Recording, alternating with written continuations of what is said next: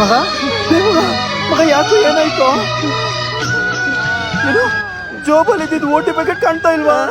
ಒಂದ್ OT packet ಇಷ್ಟೊಂದು ಒದ್ದಾಡ್ತಾವನ. ಲೇ ಕುಡುಕ್ ನನ್ ಮಗನ ನೀನ್ ಎತ್ಕೊಂಡೇನೋ? ಗುರು ತಮಾಷೆಗೋಸ್ಕರ ತಾಂಡೆ ಗುರು. ಲೇ ಫಸ್ಟ್ ಎಸಿಯಲ್ಲಿ ಕೊಡು.